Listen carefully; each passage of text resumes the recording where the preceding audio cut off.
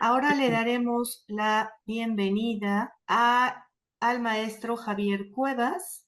Él es miembro del Consejo Consultivo de Safe Democracy, es presidente de Grupo 21, ONG dedicada al empoderamiento y promoción de líderes comunitarios estadounidenses y funcionarios electos de ascendencia puertorriqueña para posiciones en el Poder Ejecutivo y como miembros del Servicio Civil y Exterior de carrera en los Estados Unidos. Asimismo, es director general de Amelia Consulting Group y cuenta con más de 20 años de experiencia en consultoría de impacto social, asuntos gubernamentales y defensa de la democracia y protección de los derechos humanos. Adelante, maestro Javier Cuevas. Hola a todos, muchísimas gracias por esta oportunidad, Marcela, a Safe Democracy y a los compañeros panelistas. Yo voy a tocar tres puntos básicos. Uno es las fechas que va a complementar con lo que mencionaba Armand. El proceso electoral estadounidense no acaba el día de la elección, es un proceso más complejo, está diseñado tomando en consideración las realidades de 2 siglos atrás, o tres, mejor dicho, y no se ha trastocado. Eso ha sido una de sus bendiciones, pero también uno de sus grandes retos. También voy a mencionar algunos de los porcientos en los estados que son lo que se llaman los battlegrounds, los verdaderos estados que están en pelea por estas elecciones, porque son mucho más cerrados de lo que la gente pensaría en términos de los porcientos entre el 2020 y el 2024. Y entonces le voy a hablar un poco más de la realidad. Yo también soy consultor de uno de los super PACs, específicamente el de Unidos US Action PAC. Estoy aquí en mi carácter personal. Lo que yo diga no es representativo necesariamente de la posición oficial del Super PAC. Yo soy un asesor, pero les pongo en perspectiva lo que está pasando en lo que llamaríamos no en la calle. Eh, Fechas claves. La elección es el 5 de noviembre. Ya hay gente que ya ejerció su derecho al voto. En los estados, como muy bien mencionaba Armand, usted tiene la capacidad de inscribirse para hacer lo que llamamos el voto temprano, el voto adelantado o voto ausente. Son diferentes modalidades, inclusive algunos estados tienen otras adicionales. Usted puede tener una razón válida para no ejercer su derecho al voto ese día porque va a estar de viaje. Usted tiene que ejercer su derecho al voto en el estado donde usted reside. Aquí la unidad básica que controla las elecciones es el condado, lo cual es diferente a muchos de nuestros lugares. Lo más cercano sería Venezuela y las parroquias, pero no hacen esto a nivel electoral, es simplemente en términos de unidad geográfica. Eh, Aparte de eso, y a nivel de quién controla la elección o quién hace la parte gerencial de la elección, es realmente el secretario de Estado o lo que se llama en inglés también el Lieutenant Governor, dependiendo del estado. Hay estados que tienen ambas posiciones, como Rhode Island, hay estados que tienen una o la otra. Ellos todos son parte de una misma asociación y se ayudan, pero es a la persona que le toca eh, hacer todo lo relacionado al proceso electoral a nivel estatal. Como muy bien dijo Armand, no es nacionalizado, no está federalizado. Fechas clave, el 5 de noviembre es la elección. El certificado estableciendo quiénes son los llamados electores que refería Armand, que son las personas que realmente expresan su derecho al voto a nombre de la votación que se llevó a cabo en el Estado, tienen que someterse a la Comisión Estatal de Elecciones, Federal de Elecciones, a no más tardar del 11 de diciembre del 2024. Cada elección presidencial, el ejecutivo de cada estado hace lo que se llama un certificate ascertainment, que realmente es una verificación de que todo, de quiénes son los nombres y quiénes son las personas que a nombre del estado van a ejercer ese colegio electoral, ese voto en el colegio electoral. Eh, Aparte de eso, entonces, la próxima fecha que viene es la reunión de esos votantes del colegio electoral en sus estados. Esa se da por ley el martes 17 de diciembre. Son fechas claves porque como van a ir las elecciones, va a haber mucha cobertura mediática para cada una de las fechas, lo cual nunca había pasado antes, porque lo que pasó la última vez nos tomó por sorpresa. Así que esta vez va a haber mucha más atención de parte de los medios a estas fechas y qué pasa a través de ellas, porque como decía Armand, hay un sector, lo que llamamos de la ultraderecha conservadora populista, que está buscando cómo crear incertidumbre sobre cada aspecto del proceso. La próxima es la fecha límite o deadline para que se reciban estos votos electorales representativos del colegio electoral en Washington, D.C. Es el cuarto miércoles del mes de diciembre, en este caso el 25 de diciembre. Ese es el día que a nivel de Washington, lo que se llama el presidente del Senado o el archivist o el bibliotecario, no estoy seguro de la traducción correcta, de los Estados Unidos, pero realmente es el presidente del Senado, debe recibir los certificados de cada estado. Es el 25 de diciembre. Y esa a su vez por ley le tiene que pedir al Chief Election Office, o sea, al oficial en jefe de la elección en cada estado, que es o el Lieutenant Governor o el secretario de Estado, que envíe el certificado relacionado a su estado diciendo estos son los electores, estos son los nombres, esto es lo que pasó en mi estado. Eso es el 25 de diciembre.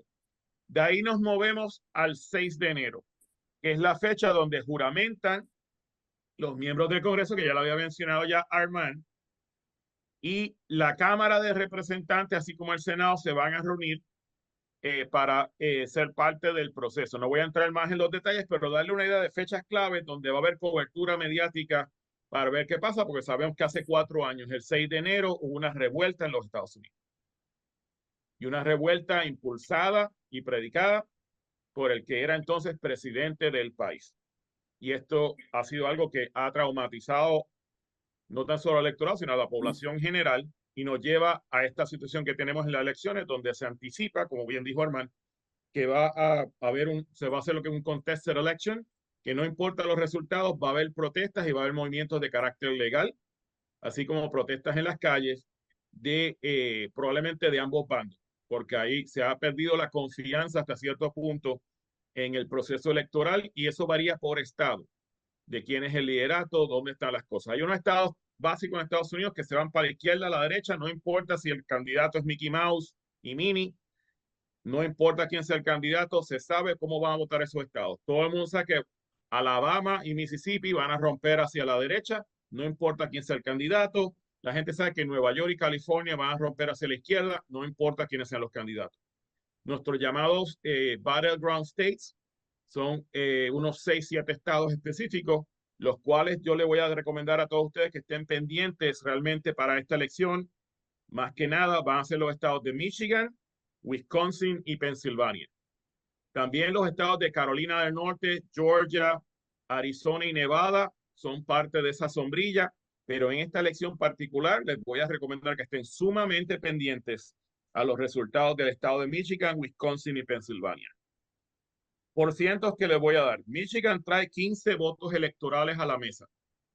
Wisconsin trae 10, Pensilvania trae 19. Pensilvania es un estado que los demócratas o ganamos o ganamos. Ahora mismo, ¿cómo están las cosas?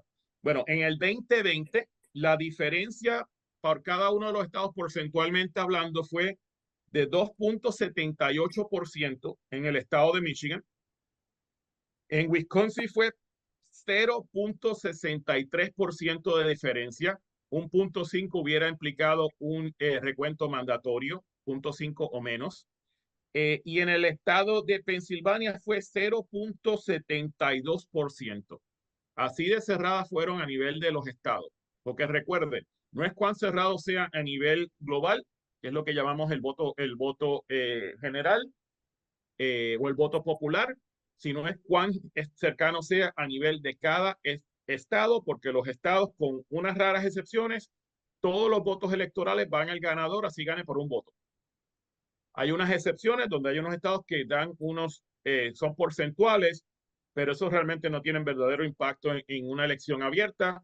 Podrían tenerlo en esta porque pero creo que son 2 excepciones que hay de estados que hacen eso. Los demás es que el ganador se lleva todo, aunque sí gane por un voto. Así que es importantísimo tener eso en cuenta. En cuanto a cómo se traduce eso en hoy, el día 2024, deben ponerlo de esta forma. En Wisconsin, Las encuestas en promedio dan una diferencia de punto 4%, no 4%, sino 0.4% de diferencia entre Harris y Trump, con Trump arriba. Y esto cambia a diario, dependiendo de la encuesta, el encuestador, de dónde sacó la muestra, etcétera, porque también hay una realidad que hay unas diferencias entre poblaciones urbanas y poblaciones rurales en los Estados Unidos bien marcadas. En Michigan es de 0.8%. Y en Pensilvania, lo tengo por aquí, si no se los debo, también estamos hablando de una diferencia bien pequeña. Perdón, en Pensilvania fue 0.3%. Estamos hablando de algo bien pequeñito. En la actualidad, Pensilvania, no, perdón, en la actualidad, Trump está arriba en Pensilvania por 0.3%. Harris está arriba por 0.4% en Michigan y por 0.8% en Wisconsin. O sea, estamos hablando de unos márgenes increíblemente pegados y cada voto cuenta. ¿Qué pasó el domingo pasado? Porque yo soy puertorriqueño. Un comediante en un rally de Trump en el Madison Square Garden, donde viven por años más de 1 millón de puertorriqueños en la ciudad de Nueva York, llamó a Puerto Rico y a otros grupos minoritarios. Como ustedes saben, el primer grupo que Trump atacó hace 8 años atrás fue a la comunidad mexicana. En este evento que pasó el domingo, el comediante se refirió a Puerto Rico como una isla de basura en el medio del océano. Y eso ha acelerado la movilización de la comunidad puertorriqueña. Hay puertorriqueños conservadores que están arrepentidos de haber eh, ejercido su derecho temprano al voto, porque ahora quisieran cambiarlo. Esa es una de las realidades de cuando hay voto adelantado. Las cosas cambian y usted ya no puede echar para atrás el voto. Pero hay una efervescencia en estos estados clave. ¿Qué significa eso? Hay 61.437 puertorriqueños en Wisconsin. Hay 472.213 en Pensilvania. Y en Michigan hay 43.381. Esos datos del censo de los Estados Unidos. La comunidad puertorriqueña y la comunidad hispana puede definir esta elección, porque tiene los números en estados clave. 43.000 en California no es mucha gente, pero en Michigan es un universo suficientemente grande para tener impacto electoral. En estos lugares, este impacto, porque nuestras comunidades, las comunidades hispanas en los Estados Unidos tienden a vivir juntos, ya sea California o Texas, donde la comunidad mayoritaria es de origen mexicano. Todas las comunidades se apoyan, ya sea por lenguaje, por retos particulares, por relaciones de negocio. Hay mucha afinidad en nuestras comunidades, en lo que los puertorriqueños llamamos la diáspora, pero son todos los compañeros que están envueltos en todo el proceso del diario vivir de nuestras comunidades. Así que va a haber gran impacto. Ha habido conferencias de prensa incesantes desde el lunes por la mañana. Ha habido una movilización constante. El sábado, por ejemplo, un evento que pudo haber sido de unas 100 personas en este próximo sábado en Pensilvania, ahora se esperan miles.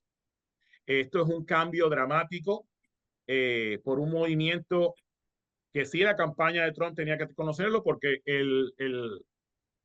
no sé cómo es la traducción exacta, pero el comediante usó un teleprompter y hubo inclusive una revisión de parte de miembros de la campaña, según los partes de prensa, de que sabían el contenido de sus bromas, que inclusive hubo una broma particular de mal gusto hacia Kamala que fue eliminada del libreto del comediante. Esto es para darle una idea de cuán cerradas son las elecciones y lo que en otra elección normal un chiste de un comediante sería irrelevante para el resultado de la elección.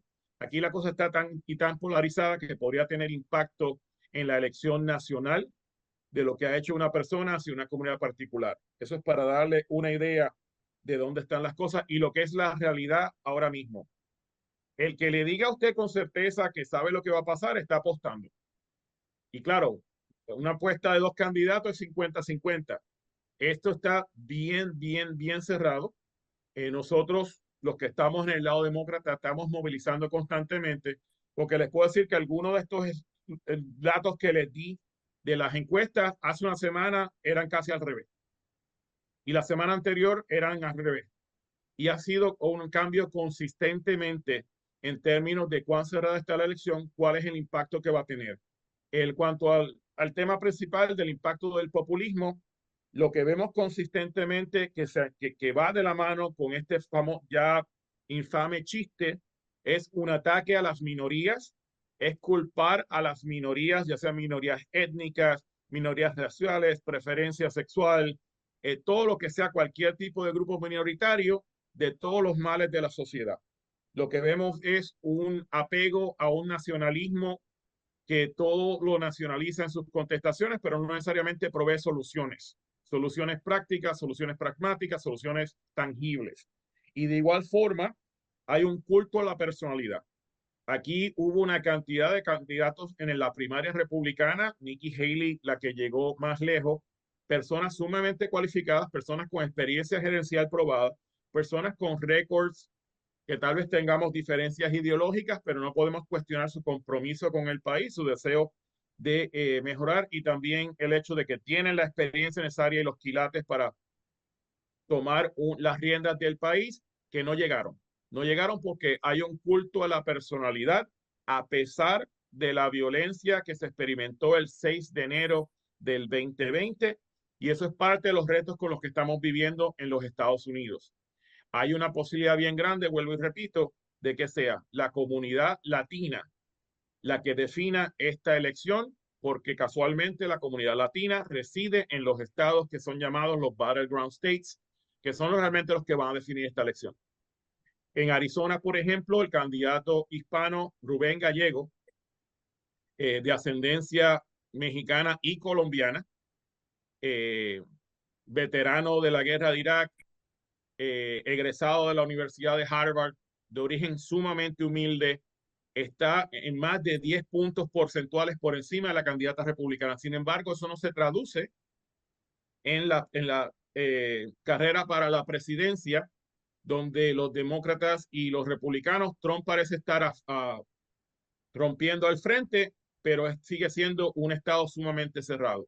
Aquí hay unas realidades en cuanto a la carrera presidencial específicamente, que sigue unos patrones, y uno de ellos clave ha sido el culto a la personalidad, el nacionalismo y cómo lo ha manipulado, y el populismo de derecha que ha utilizado Trump en su mensaje, al igual que las otras cosas que estaba mencionando Armand, que claramente dan a entender que hay un plan nacionalizado de cómo crear incertidumbre, cómo buscar impugnar las elecciones y sus resultados de no ser favorables para ellos y cómo impactan. Y antes de terminar, un saludo a mi hermano Luis, que vi que puso algo nos está viendo desde el Perú. Gracias a todos, estoy disponible para sus preguntas.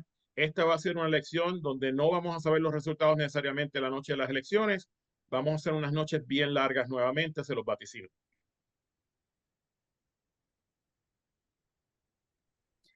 Muchísimas gracias, Javier Cuevas. Muy interesante este ejercicio que nos has hecho de explicar las tendencias electorales y bueno, sobre todo este tema tan lamentable de xenofobia eh, desde el lado republicano, y no todo el republicano, ¿verdad? Pero sí desde el lado de los fanáticos de Trump.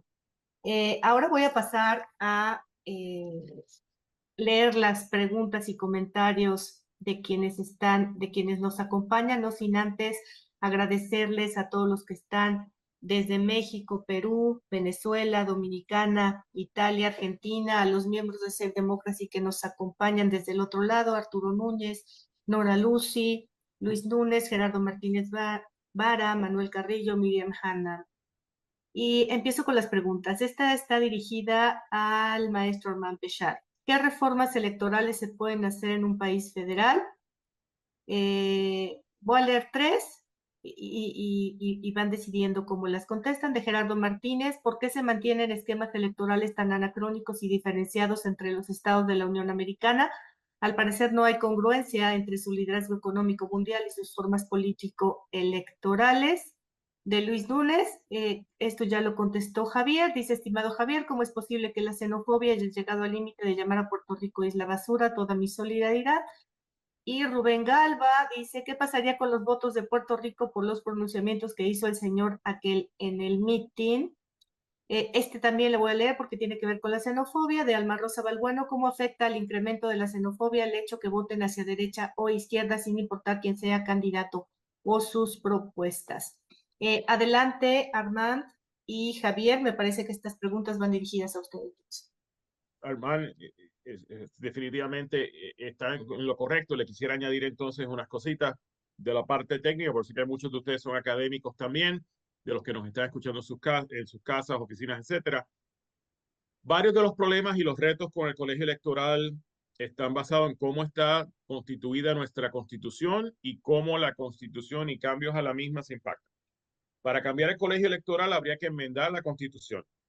Lo más cercano que ha habido de enmendar la constitución en los últimos años fue en 1969, en este tema donde la Cámara aprobó una enmienda para el voto popular y el Senado dijo que no. El Partido Republicano, y respectivo de si son trompistas, MAGA o cualquier otra de las nuevas definiciones que caracterizan a algunos de nuestros compañeros en el sector conservador, ha sido beneficiado ya en 2 ocasiones de candidatos presidenciales que ganan el colegio electoral, pero pierden masivamente el voto popular. Así que si vamos a hablar de estrategia política, es bien difícil que alguien conceda algo que sabe que no le va a resultar bien, porque ahí el amor a la patria tiene que ser primero y en la política eso no siempre pasa. Así que ese es uno de los ejemplos clásicos de por qué. El otro, y podríamos hacer un análisis de las preocupaciones establecidas por los padres fundadores de la patria, founding fathers, como se le llama acá, es la posibilidad y las implicaciones de fraude electoral. Una de las razones por la que las acusaciones de fraude electoral a nivel estatal no tienen a tener un impacto en en las decisiones finales de los estados es porque 1, 10, 15, 100 acusaciones de fraude electoral o votos independientes no impactan el Electoral College. Eso no es algo que se discute todos los días, pero como no van a impactar realmente el resultado final, pues el Electoral College en eso tiende a tener una forma de, como quien dice, lavarse las manos, de decir, mira, no son suficientes para impactar eh, el, el, ese fraude electoral que no es masivo, no va necesariamente a impactar cómo el Estado votó y seguimos hacia adelante. Y el tercero es realmente lo que hemos mencionado, que son en votaciones bien cercanas, hay, hay impacto que puede tener, por ejemplo, fue la votación de Gore, que apenas fue por menos de 600 votos y se definió el estado de la Florida, que de paso fue mi primera campaña presidencial cuando estaba ayudando en el área de la Florida Central. Esos son 3 factores que impactan bastante. Pero el político, al final del día, aparte de lo difícil que es enmendar la Constitución, también hay unos intereses políticos creados alrededor de quién se beneficia del sistema actual. Y aunque obviamente yo estoy cargado hacia un área, en términos simplemente de lo que son los hechos, ahí ha habido tanto George W. Bush como el propio Trump se han beneficiado de ganar el colegio electoral sin tener el apoyo del voto popular. Y eso es una realidad que cualquier congresista o miembro del Senado va a tomar en consideración antes de tomar una decisión en cuanto al colegio electoral, lo cual hace bien difícil la posibilidad de un cambio. Lo que sí pueden hacer los electores y las personas a nivel de los Estados Unidos es tener impacto en sus comunidades y tratar de asegurarse de votar por personas que sean responsables y que sean comprometidos con la Constitución de los Estados Unidos y demás. Edgardo, Armand, la propia embajadora, también todos estamos mencionando que ha habido un cambio tectónico en los Estados Unidos en términos de cómo se manejan las cosas. Y en Estados Unidos, como decía uno de los expresidentes de la Cámara, toda la política es local. Al final del día, toda política es local. La gente a veces piensa que en un país como Estados Unidos hay unas élites específicas. Sí, hay unas élites tratando de impactar el proceso, pero la forma que está construido el sistema tiene que trabajarse a nivel electoral localmente. Los que se dan cuenta de cómo eso trabaja como mencionaba hermano al principio, han encontrado cómo entonces trabajar el sistema para hacer cambios desde abajo que impacten arriba. Así que esas son algunas de las cosas que contestando la pregunta de por qué se sigue el colegio electoral, por qué se mantiene cuando es algo que realmente no hace ni sentido. Ahí hay tres razones. Una técnica que es la parte de la Constitución, pero hay una más importante aún en estos días que es los beneficios electorales para un sector específico si cambian el sistema. Gracias, Javier Armand. Sigo leyendo preguntas. Dice Mario Jiménez, los candidatos conocen cómo va la votación adelantada y los candidatos a vicepresidentes han tenido peso en las campañas electorales o no han influido para nada. Hay muchos comentarios de Yo tomo esa. felicitación. Ok, Yo con mucho gusto contesto primero. Mira, empecemos por perfecto. lo último, los candidatos vicepresidenciales.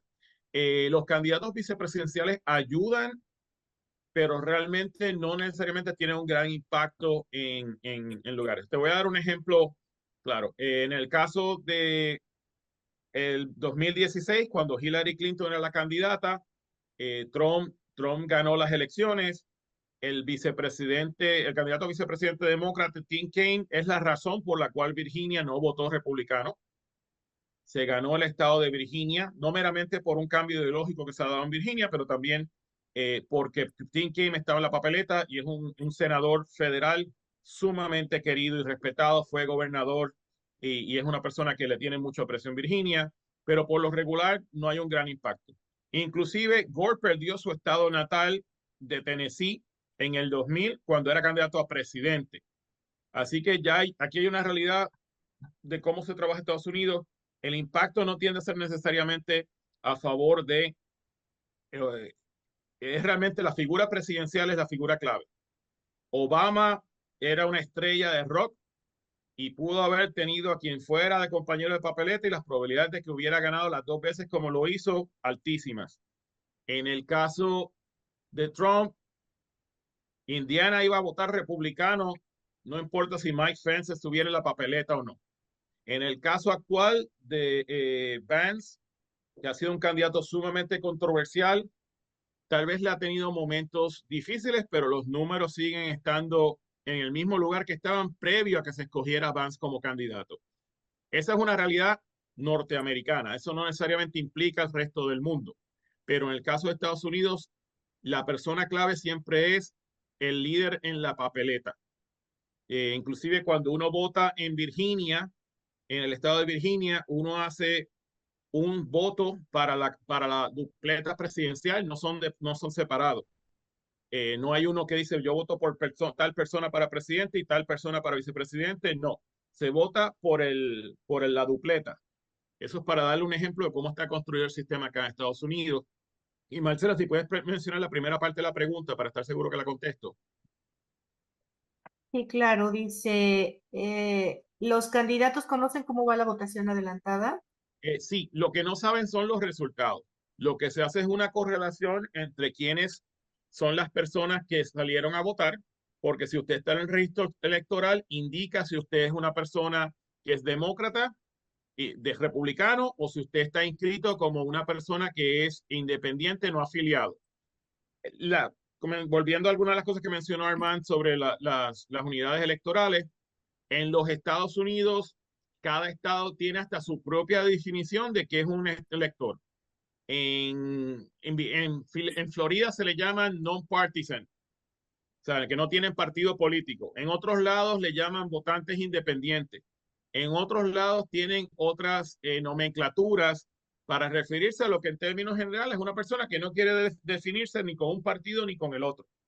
Así que lo que sí sabe los candidatos, porque es información que es pública, es quiénes fueron a votar, porque ya están en el patrón electoral, ya está indicado, y hacen entonces unos cálculos que están basados en si mayoritariamente eran personas inscritas como demócratas, se hace lo que llamamos en inglés el assumption, se asume que la mayoría de esos electores van a votar por el partido por el cual están inscritos.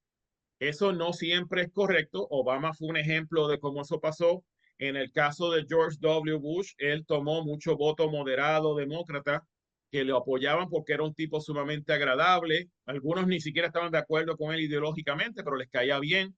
La broma de Estados Unidos era que todo el mundo quería darse una cerveza con W, y era parte de ese carisma que él tenía, pero mayoritariamente se asume que si la mayoría de las personas que han votado de forma adelantada son de un partido, que ya hay una ventaja electoral para ese partido. Un fenómeno que tuvimos en el 2020, para que tomen en consideración, es que Trump criticó y cuestionó y creó incertidumbre sobre el voto temprano. Recuerde que estamos bregando con la pandemia y él creó esa incertidumbre como parte de la estrategia de cuestionar los resultados. Esta vez lo cambió y ahora le ha pedido públicamente a los electores republicanos que voten temprano. La tradición era que el votante republicano votaba temprano y el demócrata tendía a votar el día de las elecciones. Eso lo cambió Trump y ahora vemos unos resultados sumamente interesantes en términos del voto adelantado. Los demócratas están adelante en el voto adelantado. Es una tendencia positiva para Kamala Harris, pero nuevamente Trump tiende a sacar a electores que tradicionalmente no ejercen su derecho al voto, y eso es lo que hace, lo que sí crea incertidumbre sobre las encuestas, porque los encuestadores por lo regular tratan de contactar a personas que están en el patrón electoral, que son lo que llamamos muchas veces los supervotantes, personas que votan regularmente para establecer unas tendencias. En el caso de Trump, él rompe con esas tendencias tradicionalmente y muchos de sus electores son personas que no son votantes tradicionales, que ahora algunos en el 2016 y en el 2020 votaron por primera vez en su vida a favor de Trump. Así que es un poquito difícil hacer una proyección en eso, pero sí les puedo decir que en la actualidad el número de votantes que está favorece a la candidata demócrata Kamala Harris hasta el día de hoy. Gracias, Javier.